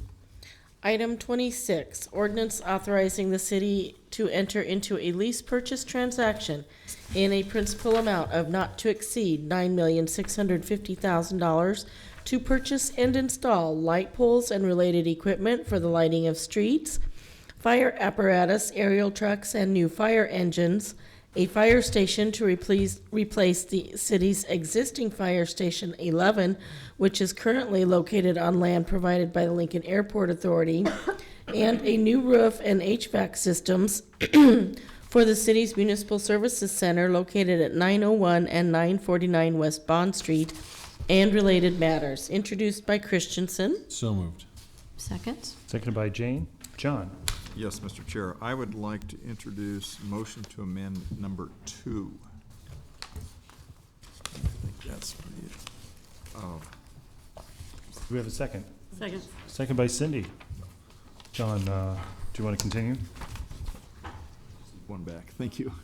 Yes, this amends, it would substitute in there, and it would basically amend, or it amends the amount and deleting the $9,650,000 and replaces it with $8,550,000. So that would be the total certificates of participation. That's in page 1 and on page 3, section 4. And then there's a new section 5 inserted, and just the sum of it, I'll go through it, but it breaks down among 4 projects how that $8.55 million would be spent. It says for subproject 1, which is the fire station number 11 replacement, up to $2.5 million on that. Subproject number 2, which is the aerial trucks and the fire engines, that would be up to $2 million. Number 3 is up to $2,150,000, which would be a new roof on and HVAC systems for the city's Municipal Services Center, also called the Experience Center. And 4, subproject number 4, the remainder of the proceeds, which is approximately $1,900,000, that would be for the street lights. And then it also, at the suggestion of Mr. Eskridge, we've added in here that if these numbers, the fire rigs are fairly certain, the rest are may vary a little bit, but it allows internally within the certificates of participation to adjust so that each of the categories is met with the net surplus or deficit would be on the street lights. Now, in this change in the overall amount, there's 2 considerations. One, it appears that we may have some internal financing for $600,000 for our fiber optics project. That was originally in this when we had the $9.65 million, and so that will be up to the administration on how it might handle it internally. So we're still have that as a possibility. Secondly, the 3 fire engines and the 2 aerial trucks will cost a little over $2.8 million. This allows for $2 million out of the certificates of participation. The other $835,000,000, thank you, 835,000 will be funded from 2 sources. One is there was approximately $200,000 left over from that had been budgeted for labor settlement, and then the other 600 and some thousand was part of a resolution we did last fall that allocated out of the general fund. So hopefully that's been fairly clear. We've had a lot of discussion, and I appreciate all the input of everybody, but that's the motion to amend number 2. All right, discussion on motion to amend. Cindy? Yeah, I would like to say, I'm always troubled by debt. And I hate to see us servicing debt with money that could go to other places. And so I do appreciate the work that my colleague, Mr. Camp, Councilman Camp, has done to bring down the amount that's being borrowed by the citizens in order to, and utilizing funds we already have. That's kind of how we do things at my house, or try to. And so I appreciate the work very much in coming to an agreement and in prioritizing the projects. All right. Jane? Well, first of all, I want to thank John for really working with us and making improvements on his motion to amend. But I want to really recap about debt, and I'm going to just shamelessly plagiarize and read from Steve Hupka's editorial so that the viewing public understands, yes, we have concerns about debt. As a business owner, we take on debt. Sometimes it's risky, sometimes there's less risk involved. It always gives people a little bit of heartburn, but when you have the faith and trust of good people and when you have revenue stream that can back up that debt, you should not hesitate to use it. And I think that's one of the beauties of our country. People do take on debt. We've become a better country and certainly a better city because of it. But I'm going to quote some of Steve Hupka's comments that he had in the Lincoln Journal-Star. He said, "First, our debt level is closely monitored to make sure we protect taxpayers and meet the community needs. And COPS, as a very small portion of our overall debt, is not an accurate indicator of our debt position. The best performance indicator of our debt level is our credit agency's bond ratings. Lincoln has the highest possible general obligation debt rating from both Standard & Poor's and Moody's." And he certainly notes that the federal government does not have as high of rating as the city of Lincoln. And you know, our credit rating has actually improved since 2001 when the COPS debt was only $1.4 million. The COPS debt total by the end of 2016 will be $41.8 million. So the question to everyone, if our debt was inappropriately high, as some have testified, then why is our credit rating at the highest possible level and has actually improved since 2001? And I guess the most important thing out there is the city does not follow the federal government practice of increasing the national debt with no plan of repayment. The city has identified revenue streams to pay the bonds. That's critical. And you know, this is something else that's very important. Financing helps the city avoid inflationary cost increases. The percentage of the debt bond is 1%, and inflation far outweighs that. Because of the city's high credit ratings and the current economy, we borrow funds at the low interest rates. And we know that if we delay a purchase, the cost goes up, as evidenced by the fire rigs purchased in 2001 was at a cost of $206,000. Today, that truck, as we know, costs over $428,000. Another example where borrowing allows us to more quickly solve community problems and challenges is a sidewalk repair. If we hadn't done the certificates of participation, we wouldn't have been able to address that backlog of sidewalks. And believe me, I hear a lot of people very appreciative of the sidewalks in their neighborhoods being repaired timely. There's more work to be done, and we will continue to go through the list. COPS financing gives the city the ability to combine different projects, as in this piece of legislation that we're working on, in one financing. This flexibility allows us to avoid multiple financing and save money on fees and closing costs.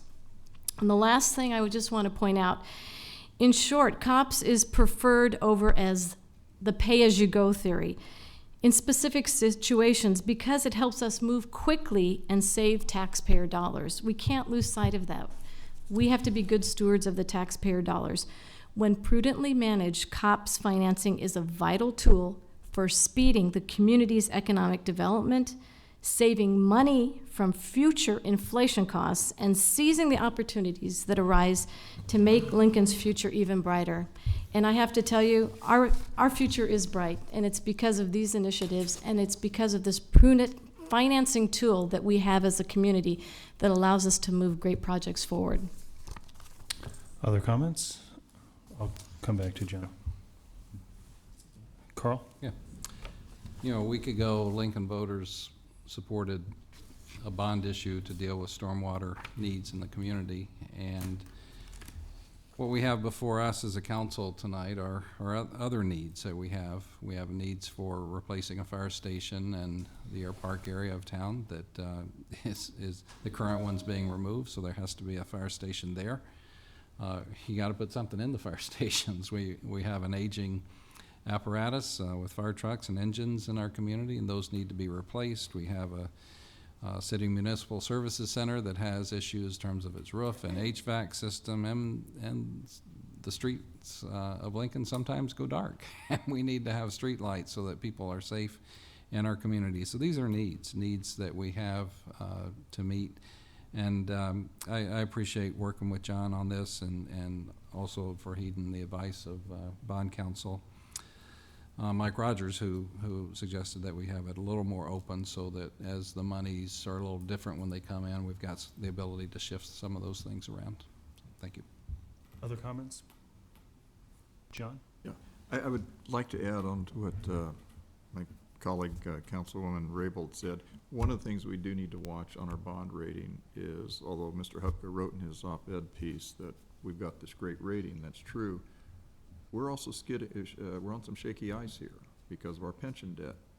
And I know one of the things we're aware of in this budget session is in our budget deliberations is we could lose our bond rating if we don't do something on that $103 million liability. And so while we've got it currently, one of the reasons underlying this too, to help shave some of the debt off, is we have to be very, very careful that we don't run a ride like a number of cities have across the country, because they also have some huge pension liabilities. So I know we'll be working with Mr. Hubka and the administration on that, but we have our work cut out for us to preserve that good rating. Any other comments? Well, I'm glad that we're not in the same situation that the federal government is. One difference is we have laws that make us balance our budget, and they don't. So I'm glad that we're in the position that we're in. I do think that COPS is a good tool for paying for items that are large capital expenditures that you may not be able to take down. However, a lot of the municipal bankruptcies that are out there, one of the reasons that they got into the mess they're in was the COPS. I'm not saying that we're there, but it's something to be mindful of. We have good people that run our finance department. We have great people that are in the mayor's office and other places in city government, and also on this council, that are looking out for that. That's something we need to be vigilant about as we move forward, as we get into a budgeting season. But I'm glad that that we have protections to make sure that we don't overrun our budgets, because that could really put us in a really bad spot and affect that bond rating as we move forward. Any further discussion on the amendment? All right, call the roll, please. Lamb? Yes. Raybold? Yes. Camp? Yes. Christensen? Yes. Eskridge? Yes. Fellers? Yes. Gaylor Baird? Yes. Motion carried 7-0. All right, discussion on the main motion. All right, call the roll, please. Lamb? Yes. Raybold? Yes. Camp? Yes. Christensen? Yes. Eskridge? Yes. Fellers? Yes. Gaylor Baird? Yes. Motion carried 7-0. Next then is item 27, amending the pay schedule for the employee group whose classifications are assigned to the pay range, which is prefixed by the letter C by creating the classification of GIS technician. Introduced by Eskridge. So moved. Second. Second by Roy. Discussion? All right, call the roll, please. Lamb? Yes. Raybold? Yes. Camp? Yes. Christensen? Yes. Eskridge? Fellers? Yes. Gaylor Baird? Yes. Motion carried 7-0. Item 28 is amending the pay schedule for the employee group whose classifications are assigned to the pay range prefixed by the letter N to delete the classifications of Library Assistant 1 and Library Assistant 2, introduced by Eskridge. Moved. Second. Seconded by Roy. Discussion? All right, call the roll, please. Lamb? Yes. Raybold? Yes. Camp? Yes. Christensen? Yes. Eskridge? Fellers? Yes. Gaylor Baird? Yes. Motion carried 7-0.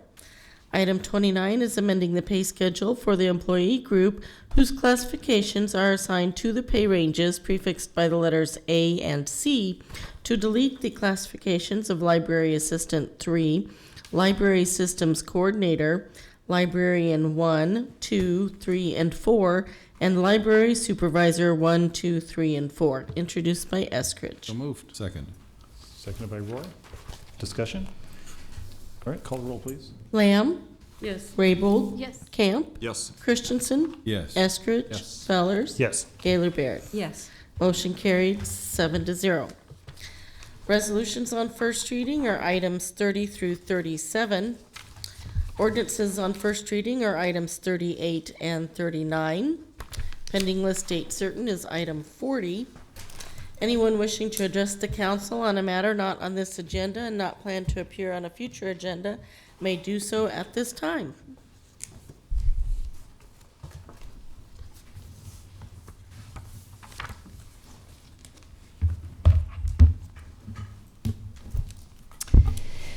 Jane Kinsey with Watchdogs of Lincoln Government.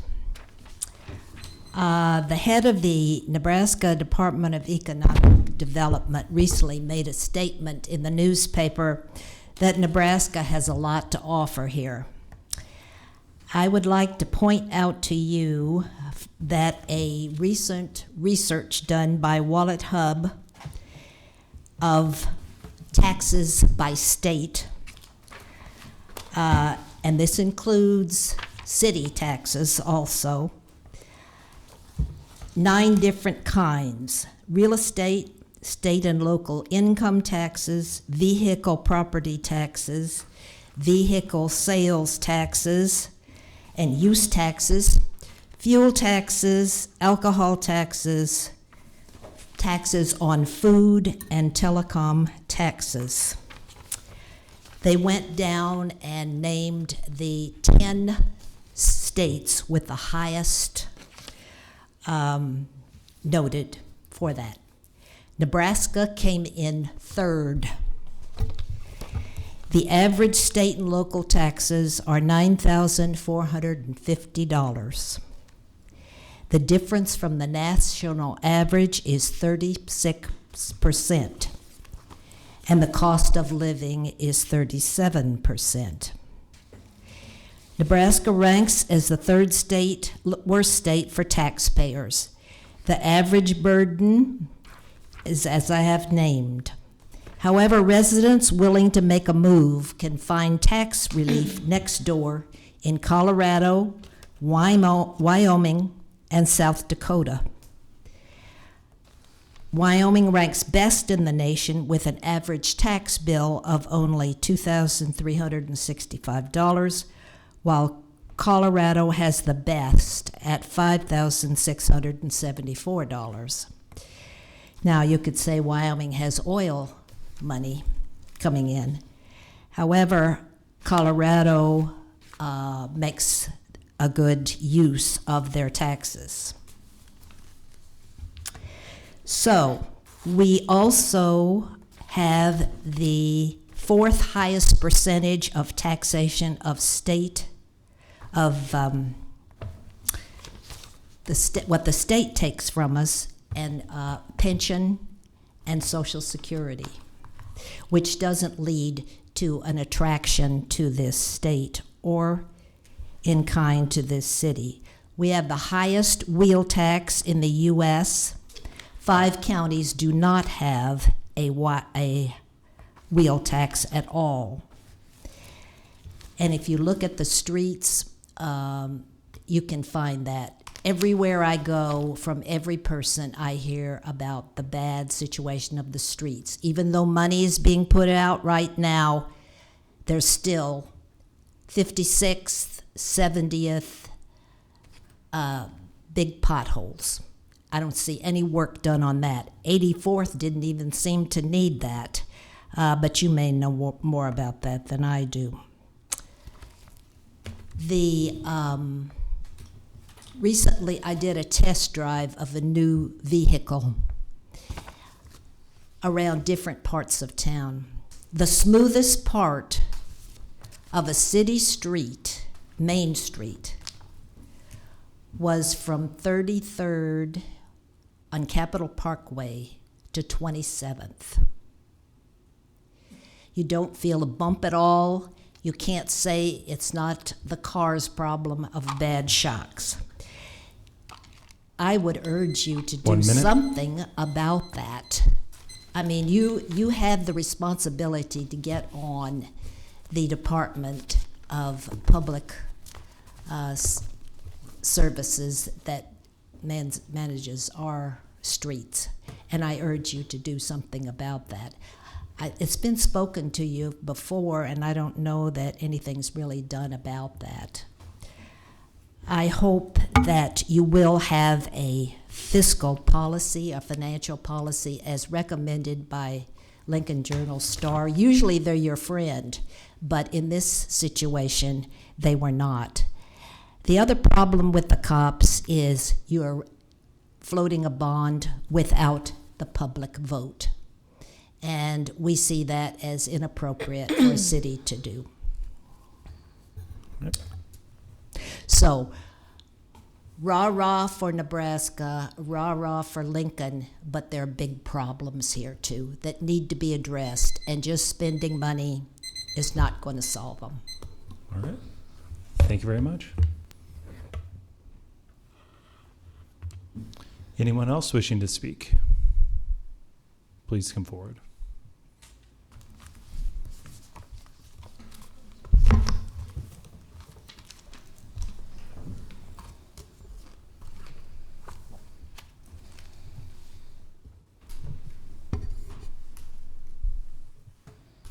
And I am under the weather. I go into anaphylactic shock. That's how I know that concrete company is toxic. I'm Terry Pope Gonzalez. Now, you didn't let me stay up here when that other guy was going to talk, but you let Jane. What's the problem? That's okay, honey, it's okay. Sorry. This is not question and asker. But, Carl, I don't have my glasses on, so please don't move, okay? That was Would you funny. pull the microphone down just a little, please? You can hear me. The whole world can hear me. I want all the viewers to. Trent, what kind of dog would you be? I like an English Mastiff. That's what I have. Now, would you be a poodle? Probably not. See, I thought he said Trump. And I thought, Trump? We're talking about Trump? Anyway, I want to actually be nice. I'm supposed to be nice because I promised Mr. Foley I would try to promote Lincoln. And I went to your store. As a matter of fact, I called to say how good they were. Now, the best time to shop at your store is midnight. Really is. But I even used your bag to teach the little kids how to count. And I'll if I get to this, I'll just, oh, and here, these little girls here are so good, they have to clean up my mess. Now, this fits in the mayor's budget. If it's under $5 and it's edible, you can have it, okay? Thank you. So, I want to say, Roy, thank you very much. I don't understand the COPS thing, because I got up about the COPS, and it wasn't. So the COPS stands for what? Somebody tell me, quick. Certificates of participation. Certificates of participation, okay. So you got your sidewalk, good job. Let's see, what else am I supposed to say? Oh, thank you for the wheelchair. And Carl, that was funny about him, a poodle, right? Okay, so somebody said, how come she has the wheelchair? I cannot be seen on crutches. If you see who I'm here today, these are the people who built your arena. They erected your steel. So I can tell you all kinds of stories about your arena. But that's for another day. So let's see. General fund dollars is really taxpayers' money. It's not the cities, right? So like Roy, and I can't say last names. I can barely say first names. So I really appreciate that you went to see the mayor's budget. That really bothers me. It's not the mayor's money. It's not. It's the taxpayers' money. So I appreciate that you want some more police. Reason I want the police, this is what we go through. The city mission, okay? Now, why does somebody from the city mission need a whole box of Trojans? Okay, this is what was found in front of our house on Sunday. Oh, here, this is not because my husband smokes Camels, and this stuff all stinks. I did put it in bags for you. Now, I like to be real transparent. Not only do we put up with a concrete company, okay, that all of you know about, and all of you chose to let us be a construction site. We put up with the city mission. When did it become so profitable to be a charity? Okay, so now, I guess this is because I'm not feeling well, so before I pass out, we have to have the firemen here. We're gonna put this in the record. Yes, I am suing you. Have I done the paperwork yet? Make sure that each one gets that. Now, I was supposed to have you sued already. So let's talk about the university, okay? As I do this, because this is what I teach the little kids. You know why? I come from grannies who had busy hands, right? You guys come from grannies who had busy hands? You know, they're always. Now, I can't crochet for the life of me. I cannot carry a tune in a bucket, so no, I wasn't a singer. I was not a stripper. Nope. I did sit on city councils. Yes, I did.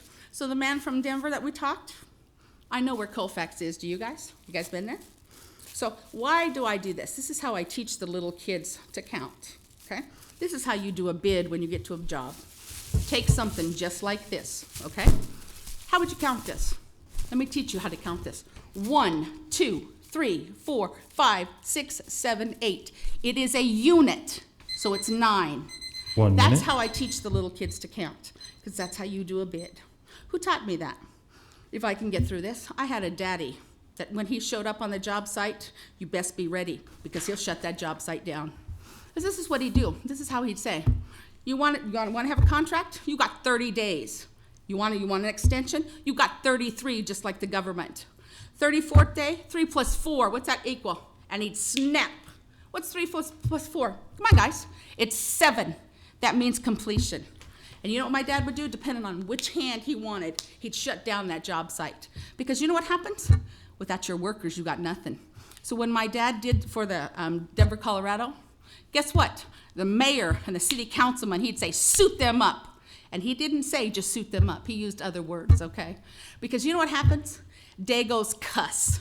And you all cuss too. Come on. You cannot tell me that not one of you does not cuss. And you're calling, oh, here, I have to show this. Little kids in my neighborhood brought me this. You know what this is? This is a baggie for meth. Time. I'm done? Thank you. Sweetheart, here, please. These are, and I bought these at her store, so it's okay, right? Yeah. So now listen, they're lifesavers. Thank you.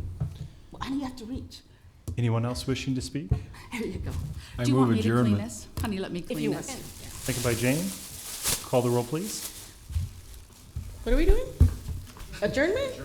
All You right. guys are out of here. Go. How's your eye? Lamb? Yes. Raybold? Yes. Camp? Yes. Christensen? Yes. Eskridge? Yes. Fellers? Yes. Gaylor Baird? Yes. Motion carried, 7-0.